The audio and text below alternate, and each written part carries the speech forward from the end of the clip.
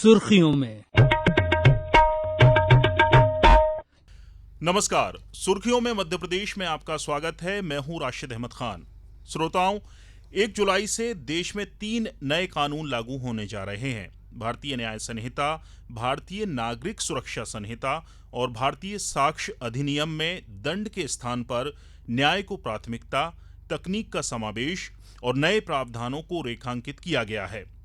आसान शब्दों में समझें तो अंग्रेजों के जमाने से चले आ रहे कानून और इसकी धाराओं में किया गया बदलाव 1 जुलाई 2024 से लागू हो जाएगा।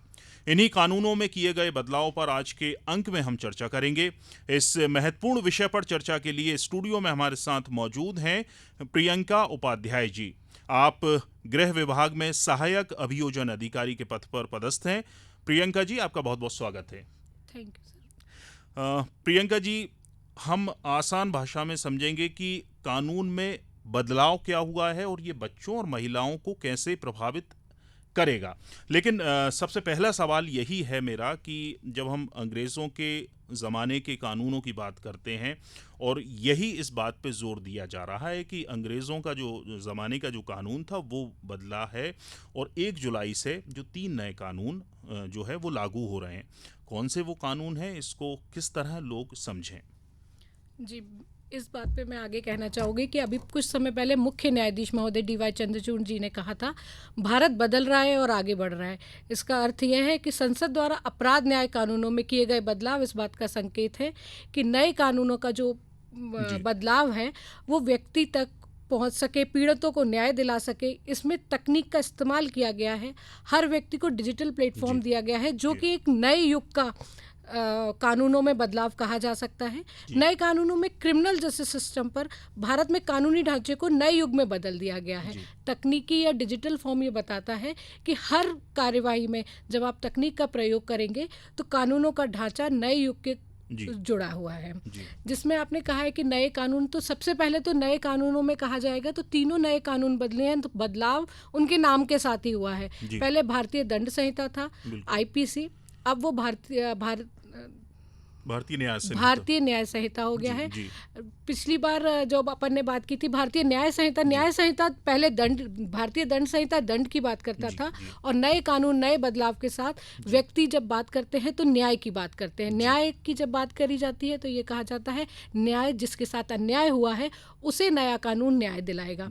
इसीलिए प्रक्रिया के तौर पर भारतीय नागरिक सुरक्षा संहिता बदल गई है। पहले भारतीय दंड प्रक्रिया संहिता थी, अब उसका नया नाम भारतीय नागरिक सुरक्षा संहिता हो गया है। साक्ष्य अधिनियम वही है, भारतीय साक्ष्य अधिनियम। सबसे बड़ी बात जो बदलाव आया है वो ये कहा जाए कि हिंदी है हम, हिंदुस्तान हमारा, इंग्लिश में कानून भी यही नाम से जाने जाएंगे। भारतीय न्याय संहिता BNS भारतीय न्याय संहिता ही कहलाएगा, भारतीय नागरिक सुरक्षा संहिता भारतीय नागरिक सुरक्षा संहिता ही कहलाएगा और भारतीय साक्ष्य अधिनियम भारतीय साक्ष्य अधिनियम ही कहलाएगा, जो पहले इंग्लिश में चेंज होते थे। अब प्रियंका जी, इसमें जो नए कानून है उसमें धाराओं में भी बदलाव किया गया है। कौन सी ऐसी जो आम प्रचलन में जब हम धाराओं की बात करते हैं तो 420 एक बड़ी आम प्रचलन में धारा थी, वो भी बदला गई। और कौन सी ऐसी मुख्य धाराएं हैं जो अपराधों से जुड़ी हुई हैं, हत्या के प्रयास और ये 420 भी जालसाजी की जो धाराएं हैं, कौन सी ऐसी धाराएं हैं जो मुख्य तौर पे जो आम लोगों के नॉलेज में रहती हैं, वो उन धाराओं में बदलाव किया गया था? कौन सी ऐसी धाराएं हम आपसे समझना चाहते हैं, हमारे श्रोता भी ये जानना चाहते हैं कि ऐसी कौन सी धाराएं हैं जिनमें बदलाव किया गया है? देखिए, सबसे पहले तो मैं आपको ये बताऊंगी कि भारतीय न्याय संहिता बदलाव के साथ आई है, तो इसका अर्थ है कि न्याय भी बदला है, धाराएं भी बदली हैं, लेकिन कानून वही का वही है। मात्र धाराओं में परिवर्तन हुआ है, कानून में कोई परिवर्तन नहीं हुआ है। सबसे मुख्य बात इस चीज को है कि संख्या बदली है, कि पहले जो 420 धारा थी हमारी वो नई संख्या में परिवर्तित हो गई है, या आप जिससे कहें कि पहले 302 होती थी अब वो 103 में बदल गई है। इस तरह कई धाराओं में बदलाव आया है। 420 318 क्लॉज 4 हो गई है। कानूनें बदलते गए हैं। जैसे पहले चोरी की धारा थी वो 379 थी, अब उसमें बदलाव आ गया है, वो धारा 303 क्लॉज 303 2 हो गई है, जी। जैसे लूट की धारा 392 309 हो गई है। जी। अगर अपन महिलाओं और बच्चों से संबंधित बात करें तो इनके लिए ये कहा जाएगा कि जैसे ही कानून बदला तो जी। कानून में बदलाव के साथ सामाजिक अपराधों पे कानून के बदलाव पे ध्यान दिया गया जी। और महिलाओं और बच्चों से संबंधित जो अपराध जिसको अपन मान रहे थे जघन्य अपराध थे जी। उनका पूरा एक अलग अध्याय बना दिया गया। पूर्व जी। में भारतीय दंड संहिता में जब कानून थे वो अलग अलग भागों में बटे हुए थे। जी। यानी अगर हमें महिलाओं के कुछ कानून के बारे में जानकारी प्राप्त करनी थी तो कुछ 354 में थे, उसके बाद बहुत दूर बाद कुछ कानून 376 में थे, जी। फिर बहुत दूर महिलाओं के विरुद्ध अपराध 509 में थे। जी। जी। अब नए कानून में महिलाओं से संबंधित अपराधों को एक ही अध्याय में कर दिया गया है और इस अध्याय को दिया गया है अध्याय 5। जी। गंभीरता के आधार पे नए कानून में अध्यायों का समावेश किया गया। जी। जैसे जब अपराध चालू होता है तो उसका दंड, उसका आशय, जी। उसका प्रयत्न, जी। उन अपराधों को अध्याय 4 में करके और सबसे बड़ा अपराध महिलाओं और बच्चों के विरुद्ध करते हुए उन्होंने, जैसा पहले संविधान में बताया गया है कि संविधान में अलग से प्रोविजन दिया गया है कि आर्टिकल 15 में महिलाओं और बच्चों के लिए विशेष प्रावधान। तो जब कानून बदला तो अध्याय 15 में महिलाओं और बच्चों के अपराध एक उसमें कर दिए गए। पहला जो कानून स्कैटर्ड फॉर्म में था अब उन्हें इकट्ठा ला दिया गया। अध्याय 5 में जब अपन शुरुआत करते हैं तो जो अपराध थे 354 वाले, वो अपराधों को नई संख्या दे दी गई है। पहले महिला जैसे अपराध 376 था वो 1 2 3 था, अब उसे 64 65 66 कर दिया गया है। इस तरह पहले क्लॉज में थे, अब उनको संख्यावार परिवर्तित कर दिया गया है। दूसरी बात, महिलाओं से संबंधित अपराध जो सामाजिकता को सबसे ज़्यादा इफेक्ट करते थे वो ये था कि पुरुष महिलाओं को शादी का झांसा देने के बाद शादी नहीं कर रहे थे, लिविंग रह रहे थे और तो उसके लिए एक नए कानून में संशोधन कर दिया गया है। अब उसके लिए खंड 69 ला दिया गया है जो महिलाओं के विरुद्ध अगर कोई पुरुष उससे शादी का झूठा झांसा देके या जी या नियोजन में रखने, उसे किसी नियोजन का झांसा देकर उससे बाद में विवाह नहीं करता है या कोई ऐसा गलत कार्य करता है जो बलात्संग की कोटि में नहीं आता है, तो वो एक नया धारा हो गई है खंड 69। सबसे बड़ा परिवर्तन ये लाया गया। उसके बाद सबसे बड़ी बात की गई है कि जहाँ महिलाओं के लिए या महिला या छोटी बालिकाओं के लिए एक अलग से पॉक्सो एक्ट का कानून था, उसको बदल के भारतीय न्याय संहिता में उससे संबंधित कोई कानून पहले नहीं था। जैसे पॉक्सो एक्ट का अलग प्रोविजन, विशेष प्रावधान आज भी बालकों के लिए है। अब उस एक्ट को जोड़ते हुए भारतीय न्याय संहिता में नाबालिग महिलाओं के साथ सामूहिक बलात्कार को सुसंगत बनाया गया है। यानी अब इसके लिए एक नई धारा उन्होंने कह दी जिसका नाम है 70 क्लॉज 2। तो वो नए उसमें उनको जोड़ दिया गया है। तो ये कुछ संशोधन के साथ कानूनों को भारतीय न्याय संहिता में जोड़ा गया है। जी। प्रियंका जी, अगर हम बच्चों की सुरक्षा से जुड़े कानूनों की बात करें या बच्चों के खिलाफ जो हिंसा होती है उसको किस तरह से डिफाइन किया गया है, कौन सी धाराएं हैं? जैसे आप बता रही थी पहले कि जुवेनाइल जस्टिस वाला जो है वो किस तरह से इसमें नए कानून में इनको समाहित किया गया? देखिए, उससे पहले तो मैं बताना चाहूँगी कि भारतीय दंड संहिता 1860 में थी, जो पुराना कानून था, जिसमें वही पुराने अपराध थे जो चले आ रहे थे। समय के साथ, बदलाव के साथ हमने कानून, भारतीय दंड संहिता में कोई चेंज नहीं लाए थे। हमने क्या किया कि उनके लिए एक स्पेशल कानून बनाए गए थे। स्पेशल कानून को आप ये कहें कि कानून का कोई भी कानून का जो उत्सर्जन है वो संविधान से होता है। तो 15 में बालक और महिलाओं के लिए विशेष प्रोविजन की बात की गई थी। उसी को आगे बढ़ाते हुए बालकों द्वारा किए गए अपराध को उन्होंने जेजे एक्ट के तहत किया था। यानी 18 वर्ष से कोई भी कम आयु का बालक कोई अपराध करता है तो वो जेजे एक्ट में आता है। लेकिन जब भारतीय न्याय संहिता की बात करते हैं हम साथ में, तो ये बताया गया है कि भारतीय न्याय संहिता में अगर कोई उस बालक को लेके अपराध करता है या कोई ऐसे इस बालक को लेके चोरी करवाता है या हत्या करवाता है या कोई भी ऐसा अपराध करवाता है, तो बालक का तो जेजे एक्ट में कार्रवाई होगी। उस व्यक्ति को ऐसा माना जाएगा जैसे उसने स्वयं अपराध किया गया है।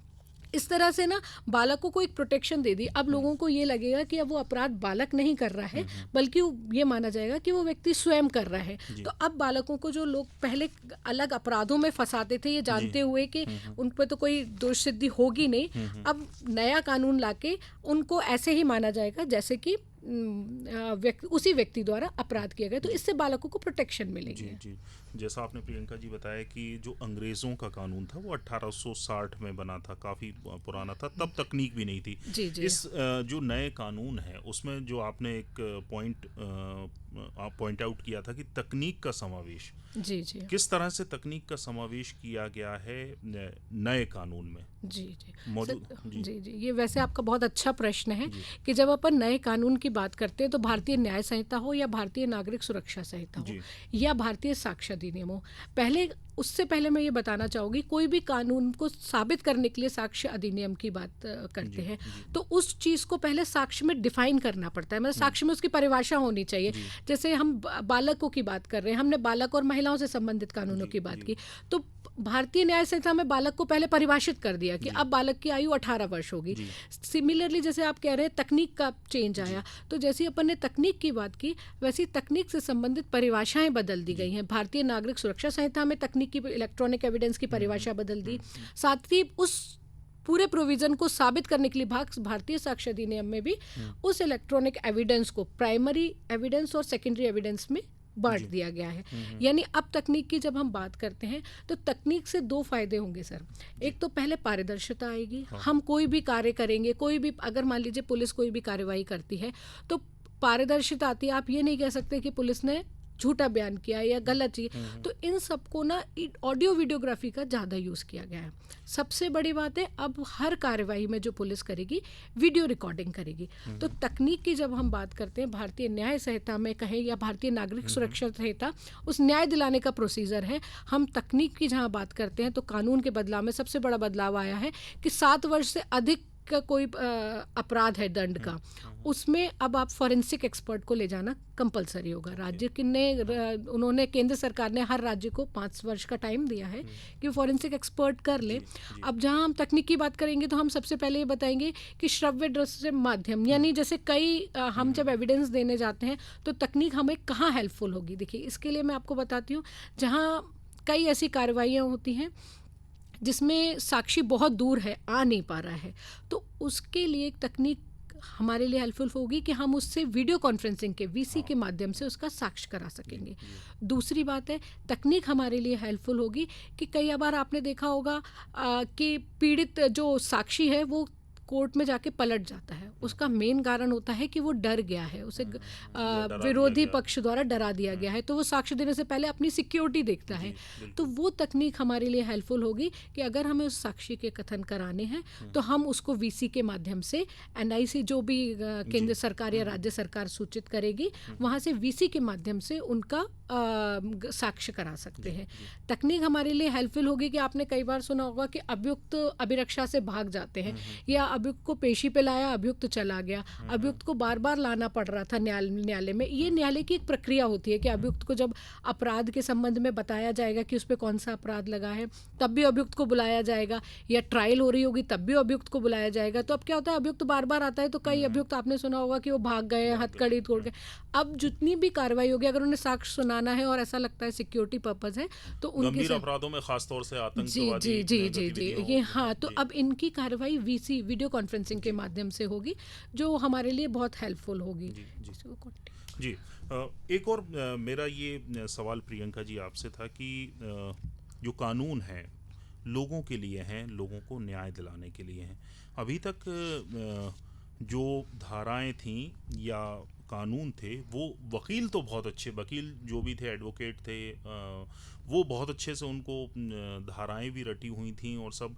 क्या इसका फ़ायदा आम लोगों को भी अब मिलेगा और उनकी जो समझ है कानून को लेकर वो बेहतर होगी? क्योंकि आपने पहले भी कहा कि हिंदी में जो धाराएं हैं या कानून है वो हिंदी में होने से शायद उनको, लोगों को भी मदद मिले और उनको ये मालूम चल पाएगा कि जो इंसाफ के लिए जो लड़ाई लड़ रहे हैं वो इन धाराओं में होगी या इन कानून के हिसाब से होगी। मेरे ख्याल में शायद ये जो नए कानून है ये आम लोगों को इंसाफ दिलाने में इस लिहाज से भी बेहतर भूमिका निभाएंगे कि लोगों को इन कानूनों की समझ और जो पूरा केस है या पूरे मामले हैं वो ज़्यादा बेहतर तरीके से समझ सकते हैं। या आप, मैं इसी से जुड़ा हुआ ये सवाल है कि भारतीय न्याय संहिता के संबंध में जो नया कानून है वो किस तरह से मदद करें? देखिए, भारतीय न्याय संहिता के संबंध में मैं सबसे पहले आपको बताऊंगी, भारतीय दंड संहिता को बदल के भारतीय न्याय संहिता किया गया है। न्याय का अर्थ हम बात करते हैं अन्याय जिसके साथ हुआ। जब हम भारतीय दंड संहिता की बात कर रहे थे तो हम बात कर रहे थे 164 साल पुराने कानून की, जो सिर्फ दंड देने की बात करता था। उसे उसका अर्थ ये था कि जो भी उसके पास आया है उस पीड़ित के विरुद्ध जो अपराधी है उसे दंड दिलाया जाए। जब हम भारतीय न्याय संहिता की बात करते हैं तो ये न्याय दोनों को दिलाएगा, पीड़ित को भी दिलाएगा, अपराधी को भी दिलाएगा। अब पीड़ित को न्याय तो उसे अपराधी को सजा मिला के होगा, लेकिन अपराधी को किस तरह न्याय मिलेगा? जी हाँ, अपराधी को न्याय ऐसे मिलेगा कि भारतीय संविधान या कई बार कहता है जस्टिस डिले जस्टिस डिनाई। जैसी देर होती जाती है ना, न्याय नहीं मिलता है। तो नई जो संहिताएं आ रही हैं वो हर चीज़ को शॉर्ट उसमें पीरियड में बांधा हुआ है, उनका लिमिटेड टाइम दिया गया है हर चीज़ को ना, कि आपको ये कार्रवाई इतने टाइम में करनी है, ये कार्रवाई इतने टाइम में करनी है। तो इस तरह से न्याय की बात हो रही है, यानी जस्टिस डिले नहीं होगा। हम जब डिले नहीं होगा तो डिनाई नहीं होगा, यानी न्याय मिलेगा। तो जो नया कानून है वो न्याय की बात करता है, डिले की बात नहीं करता है।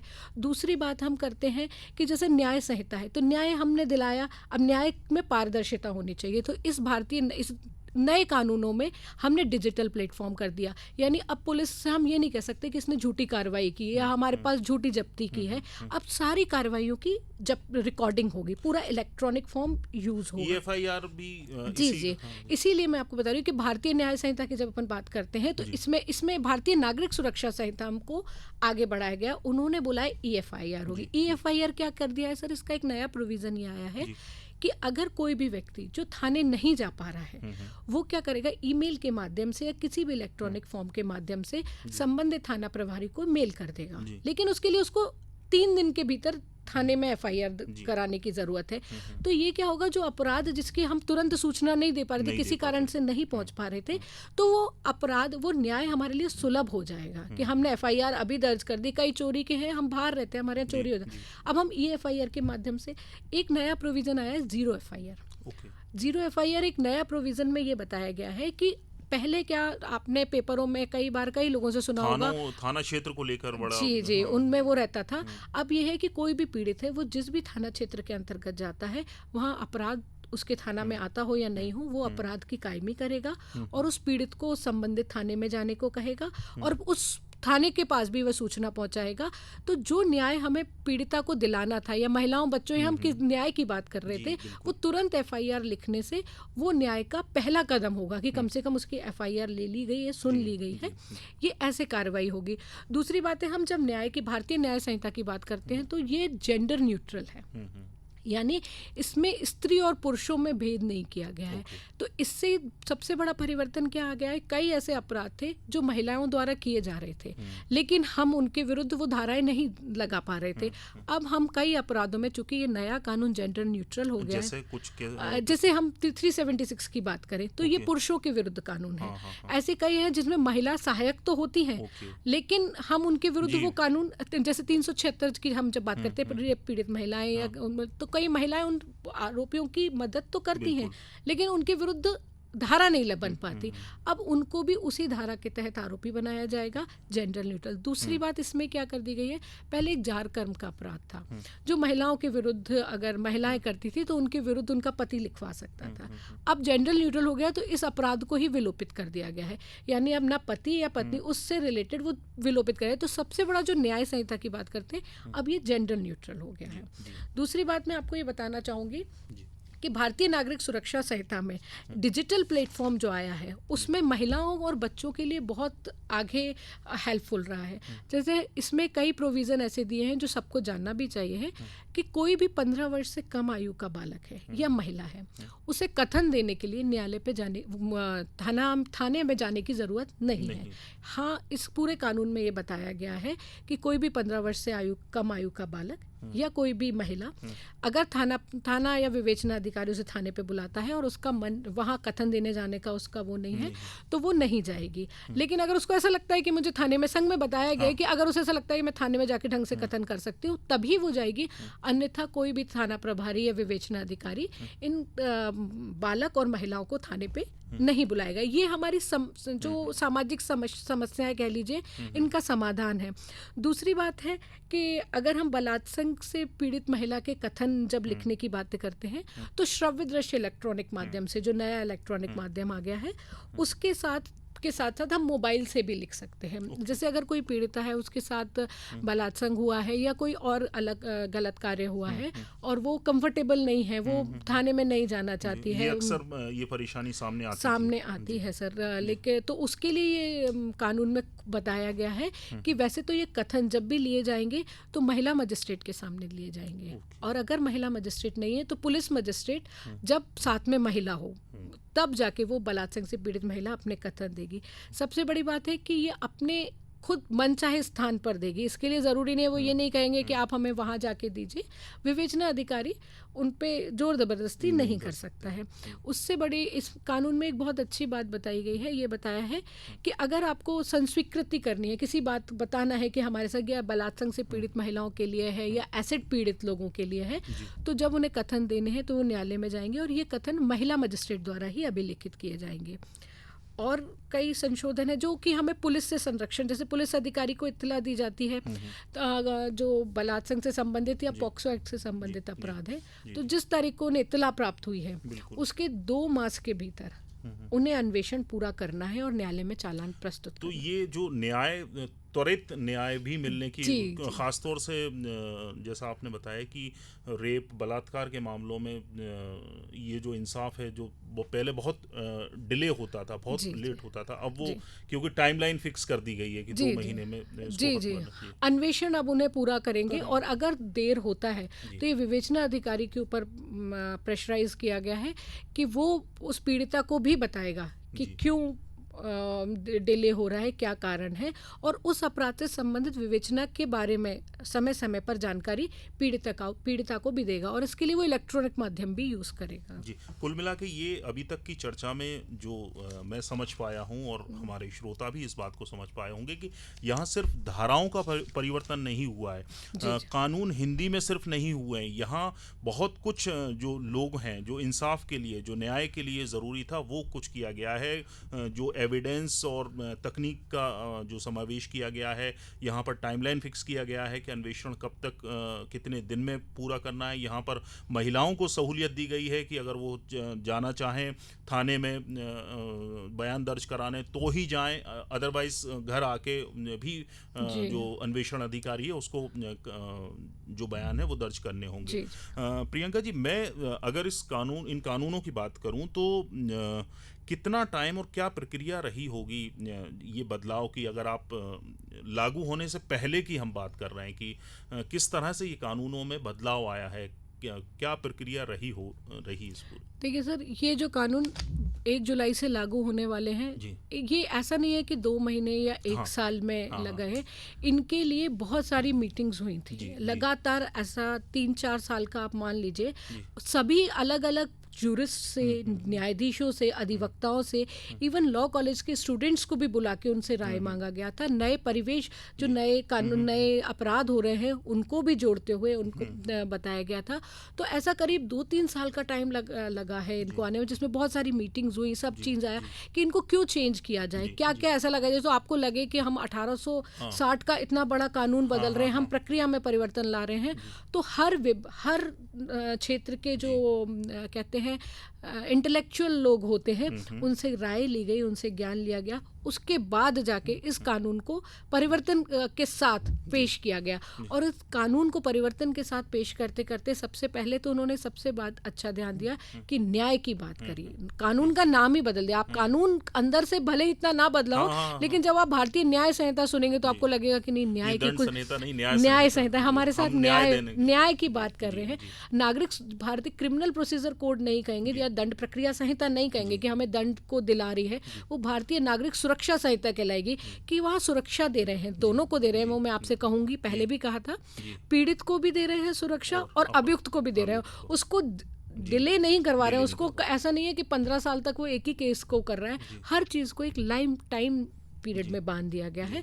तो भारतीय न्याय संहिता, भारतीय नागरिक सुरक्षा संहिता, दोनों का नाम से ही आपको पता पड़ रहा है कि अच्छा, आप प्रियंका जी, आपको भी ये लगता है कि नए कानून लागू होने से 1 जुलाई से हो ही रहे हैं अब, नए कानून लागू होने से जो पेंडिंग केस है उसमें भी कुछ कमी ज़रूर आएगी, धीरे धीरे ही सही कमी आएगी, क्योंकि जैसा भी आपने कहा कि जो टाइमलाइन फिक्स की गई है, समय सीमा निर्धारित की गई है कि आप 2 महीने में ये साक्ष्य पूरे जुटा लिए जाएं या अन्वेषण पूरा कर लिया जाए, तो नहीं लगता आपको कि बिल्कुल नहीं सर, इसके लिए मैं ये कहूँगी कि पुराने जो केसेस चल रहे हैं वो पुरानी उनसे ही दंड संहिता और न्याय आईपीसी से और सीआरपीसी ही से ही चलेंगे।